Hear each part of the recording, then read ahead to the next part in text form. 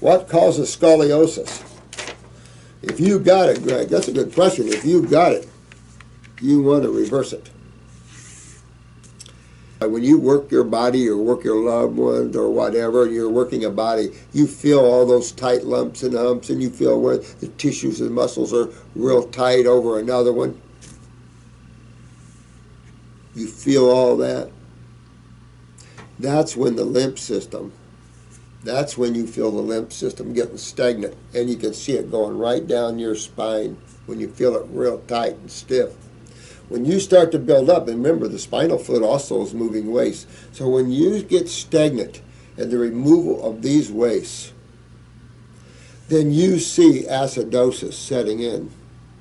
And when you see acidosis setting in, you see everything that goes along with this. You see, from one view, the cationic or the catabolic process that's involved with acids. The aggressive, the chewing, the breaking down, the ripping apart. That's what acids do. Take a look at hydrochloric acid and what its job is in the stomach.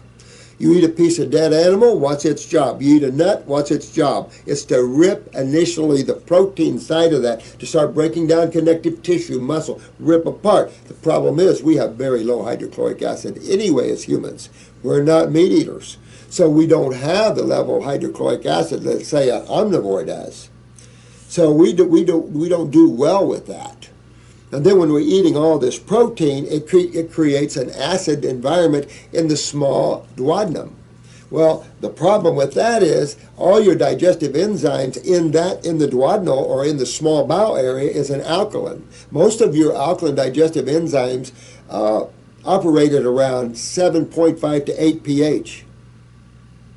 And so that's essential to have that alkaline environment, even for lipase, protease. That's for your lipids and your peptides, and to get down to those amino acids. So you have to have that alkaline environment. When you're constantly putting proteins in, you're not allowing for that environment, and nature of those foods keeps acidosis within the small bowel as well. So you have incomplete digestion at best. You have fermentation, putrefaction, always passing gas, always having these type of problems. And then, of course, fungus is going to come in. People are going to come in there. Little microbes and things are going to come in. And, finish up the job that you've created there. So when you start backing up, and you start backing up this lymph system, you start backing up what? Acids, right? What does your body use to stop this, to try to stop this? What is your body? Because this has to be stopped or you break down. Oh, look, my joint's gone. Oh, look at that big, exactly. Oh, look, all my fingers are gone. All my knees are gone. My hips are gone. Shoulder, all of these things. It's all from acid cytochemistry. Then the acids are, you're not moving them out, not filtering them out through the kidneys. So it's important that that be done. Important that filtration of the kidneys is met, because this is the removal of acid waste. And the removal of acid waste is prime to being well. And so your body is going to fight this. How does your body fight acidosis? There's three basic simple ways the body tries to deal with this. That's after the body has tried to use its natural corticosteroids from the adrenal glands. Let's assume that the body has tried that to the point where there's not enough, you're low in your adrenal steroids. The job is massive because your whole body now is backing up head to toe lymphatically. So, cholesterol is the #1 lipid of the lymph system, and that's just what you see. Whether it's LDL or HDL, who cares? One's inside, one's the cell wall, and one's outside. This LDL seems to be the adrenals and the outside. So this gets blamed for being the bad boy.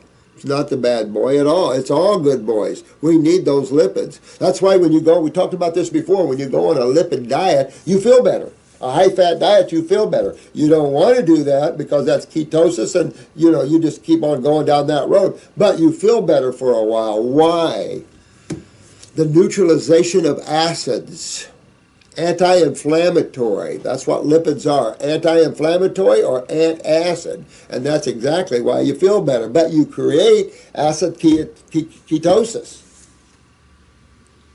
You know, you can't do the lipids at a level that's too high, or proteins at a level, or amino acids even at a level that's too high. But generally you don't and can't with amino acids, because you can't eat enough structure of fruits and berries and melons and salads to overdo them. You can pack them with the green drinks. That's why bodies, you know, you can get quite large and healthy muscles by packing green drinks. So, you've got muscles that hold your spine in place on each side of your back. One kidney is always weaker than another one. So one kidney always loses its filtration a little more than the other one. So that side gets hard and stiff.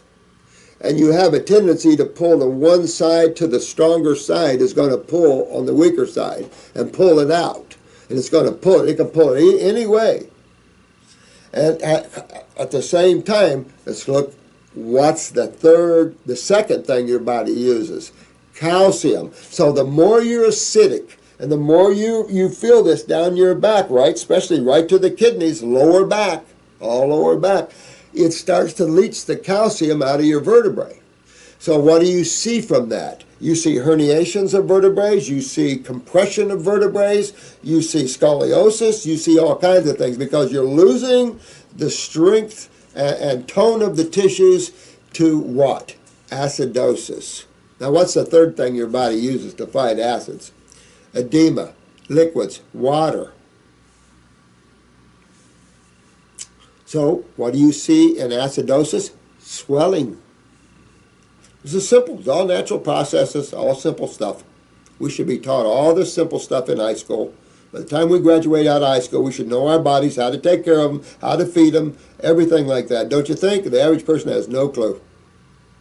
I can't even tell you some of the questions here that are bizarre, showing you people don't know their bodies whatsoever.